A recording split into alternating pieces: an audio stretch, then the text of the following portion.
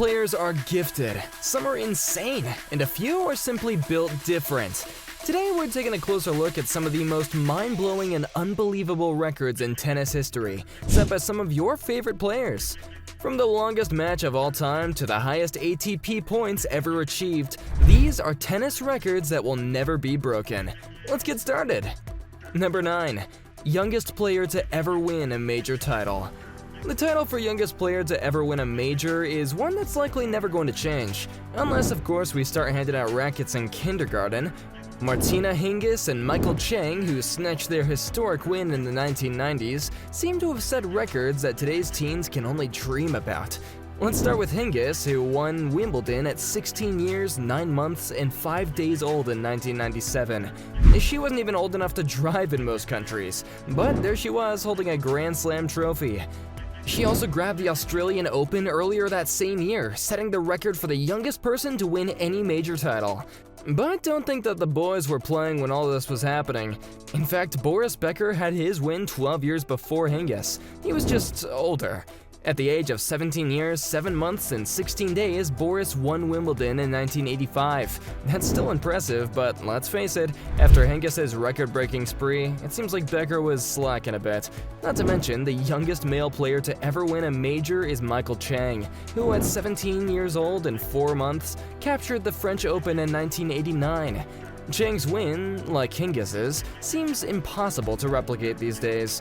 Truth is, teenagers just aren't built for winning Grand Slams anymore. Today, the sport demands more endurance, experience, and mental fortitude. In other words, if you're 16 or 17 and still wanting to take a crack at the ATP or WTA Top 100, don't worry, you're perfectly normal. Number 8. 16,950 ATP points by Novak Djokovic. If there were ever an ATP rankings cheat code, Novak Djokovic must have found it in 2016. Seriously, the man amassed an astonishing 16,950 points, leaving every other player in the dust.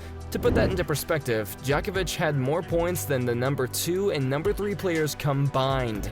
At the same time, Andy Murray had 8,915 points, and Federer, lagging behind, had 6,655. Let's break down just how impossible this record is. To accumulate that many points, Djokovic had to win everything. All 4 Grand Slams? Check. 8,000 points right there. Toss in 5 ATP Masters 1000 titles, 3 more Masters finals, an ATP Finals Championship, an ATP 500, and even a humble ATP 250 win, and you start to see how he racked up points like he was from a different planet. But it's not just the sheer volume of points, it's the fact that Djokovic collected them in just 12 months. Imagine waking up every day and knowing that you not only have to defend one title, but basically all of them, while everyone else is gunning for you. That's the levels of dominance we're talking about here.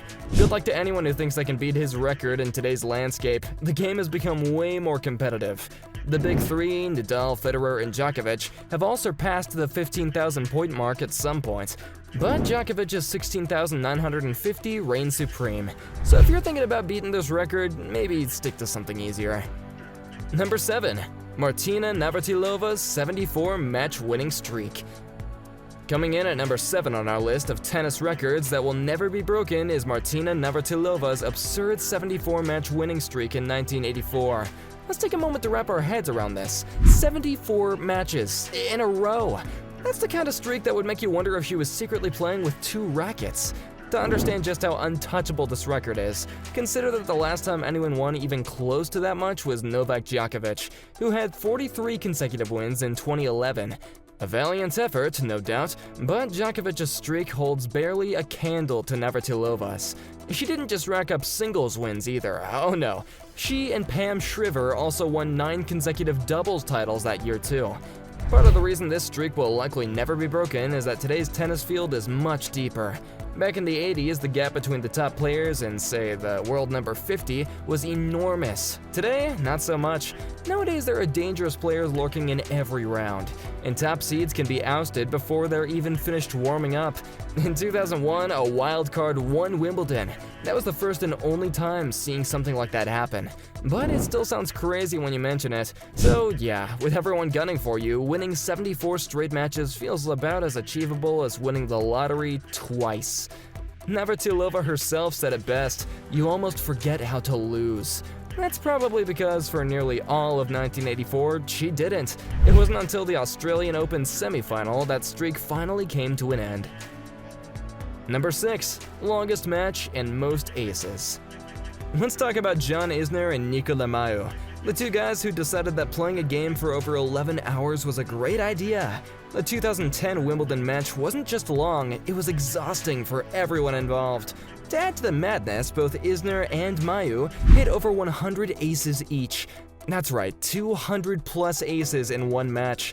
The next time you're struggling to get through a single set at your local tennis club, just remember these two were busy turning a tennis match into an endurance event.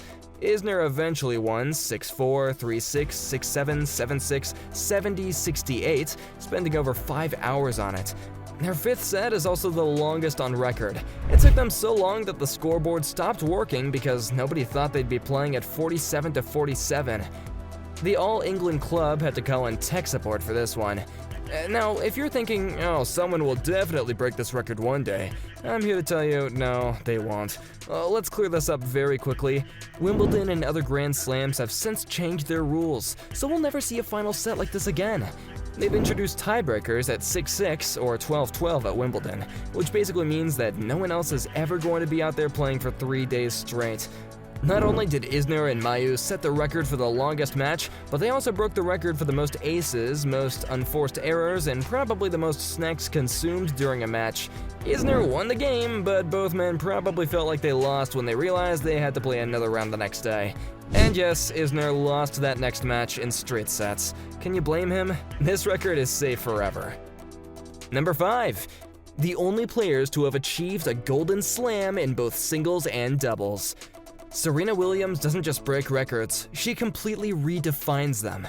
In a world where winning a Grand Slam is a lifetime achievement, Serena decided to take it up a notch by winning not one, but 2 career Golden Slams.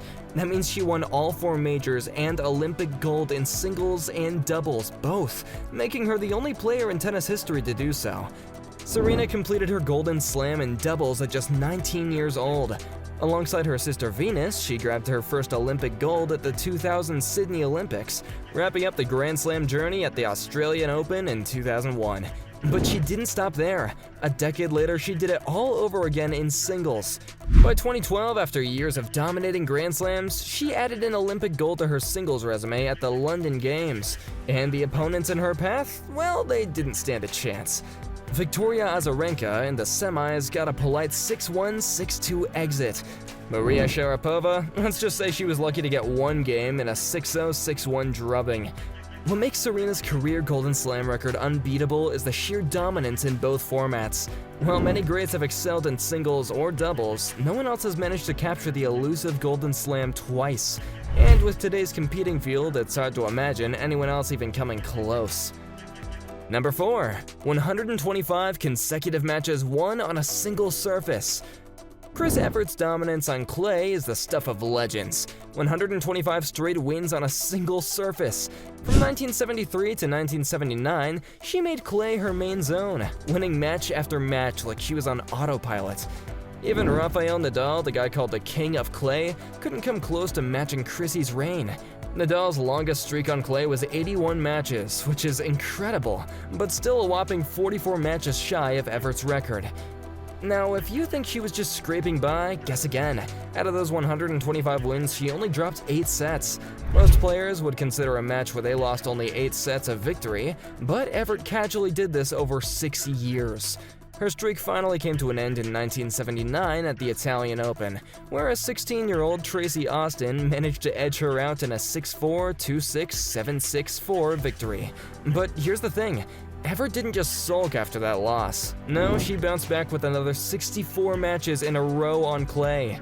You almost have to wonder, did that loss even count? So, will anyone even break this record, ever? Let's just say the odds of someone winning 125 consecutive matches on clay today are about the same as a tennis ball deciding to bounce backwards, and it's a safe bet that this one's sticking around for a long, long time. Number 3. Most wins of one Grand Slam singles tennis tournament. When it comes to dominance at a Grand Slam tournament, Rafael Nadal and the French Open are practically synonymous. Winning one Grand Slam is already a massive achievement, but winning it 14 times? Simply unbelievable. Since 2005, Nadal has treated the French Open like an annual tradition, strolling into Paris, collecting his trophy, and heading back home with barely a scratch. He's contested 14 finals there and won every single one of them. In fact, Nadal has amassed 112 wins at the French Open out of 115 matches, which means losing in Paris is pretty rare for him. I mean, the closest anyone can come to dominating a single Grand Slam is Margaret Court, who won 11 Australian Opens. That's impressive, but it's still a few steps behind Rafael's remarkable 14 titles at Roland Garros. But what of Federer? He won Wimbledon 8 times, which is incredible, but again, not quite up to Nadal's numbers in Paris. And let's not forget Djokovic, with his 9 titles at the Australian Open. Great players, all of them, but Nadal's record is in a league of its own. His first win came in 2005, and he had his 14th in 2022, exactly 17 years apart.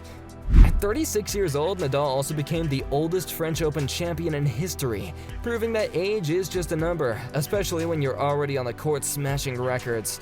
So, will this record ever be broken? If you ask anyone who's ever faced Nadal on clay, they'd probably laugh and say, not in this lifetime. Number 2. Most ATP Masters 1000 titles. If you think we're done talking about Novak Djokovic, think again. When it comes to the ATP Masters 1000 titles, Novak Djokovic reigns supreme, with a record that might just require a time machine to break. Djokovic has racked up 39 of these prestigious titles, leaving everyone else, including some of the biggest names in tennis, trailing behind. The ATP Masters 1000 events are some of the toughest tournaments outside the Grand Slams, and Djokovic has made them his playground. Whether it's hard courts, clay courts, or even courts that feel like they could double as ice rinks, Djokovic always finds a way to win. His first Masters title came in 2007, and since then he's been on an absolute tear. While most players would be thrilled to snag just one of these titles, Djokovic has made a habit of scooping up multiple every year, sometimes even back-to-back. What's even more crazy, Djokovic is the only player in tennis history to win every single Masters 1000 event, not once, but twice. That's 9 different tournaments in 9 different cities. Imagine being so good that you not only win the hardest tournaments once, but decide to do it again just to make sure everyone knows it wasn't a fluke. The closest challengers to his record are Rafael Nadal with 36 titles and Roger Federer with 28. But with Federer retired and Nadal edging closer to that sunset, it's hard to imagine anyone coming even close to Novak's 39 Master 1000 titles anytime soon. So, will anyone ever catch Djokovic in the Masters 1000 title race? Number 1. Venus Williams 93 Grand Slam main draw appearances. Coming in at number 1 is Venus Williams' 93 Grand Slam main draw appearances. If you're counting, that's more than most players can even dream of in their entire careers. And while you could argue that some players seem to pop up at every major tournament, Venus has been doing it for over 2.5 decades. It all started back in 1997 when 16-year-old Venus made her Grand Slam debut at the French Open. Fast forward to the 2023 US Open, and there she was again, stepping onto the court at the age of 43 for her 93rd main draw appearance. It's a rare feat considering how many players retire before they even come close to that many tournaments. The next closest on the list, her sister Serena, Roger Federer, and Feliciano Lopez, each with 81. Venus blew past them and didn't stop. And let's not forget, she's doing all this while battling various injuries and the inevitable effects of age. But it's not just about showing up. Venus has played 356 Grand Slam matches and won 271 of them, leaving legends like Martina Navratilova in her wake. She's captured 7 major singles titles, including 5 at Wimbledon. Her recent Miami Open match may not have gone her way, but at 43 years old, Venus Williams is still swinging and competing. With 93 appearances in the books, the only question left is how much longer can she keep this up? At this rate, we wouldn't be surprised if Venus was still playing in 2033, making a run for her 100th Grand Slam appearance. And that's a wrap! While new champions rise and incredible feats happen every season, some milestones are simply out of reach. If you enjoyed this video, be sure to like, subscribe, and hit that notification bell so you'd never miss out on new content. Thanks for watching, and see you in the next one!